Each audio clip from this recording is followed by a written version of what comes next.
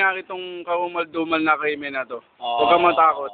Mga parting alas 7 ho ng napasilip lang ako sa bintana na nakita akong tinatali nila yung isang lalaki. Sino ang suspect? Ah, Kagawad ba? Kagawad ba ang suspect? Kasama ko siya. kalbo ho eh. Kalbo.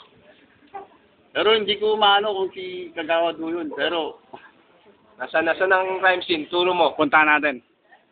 Puntahan natin. tuturo ko sa inyo kung gusto nyo. Sige. Saan? Kasama ang aming asset. Pupuntahan namin ang crime scene. Hindi nagatubili ang scene of the crime operative.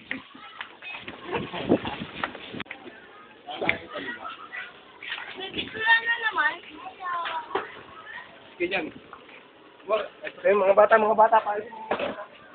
Habang kami papalapit, napansin namin na wala na ang kanyang mga kainuman. Malinis na ang crime scene.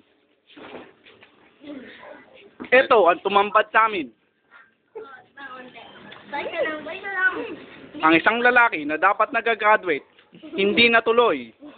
Hindi man niyang nakanasang umakyat na entablado dahil nakatali ang kanyang paa, kamay, at aming napansin may makadungaw na lansones. Ayan. Patay ka na, bastos ka pa. Ayan o. Kitang-kita. Taga Makati.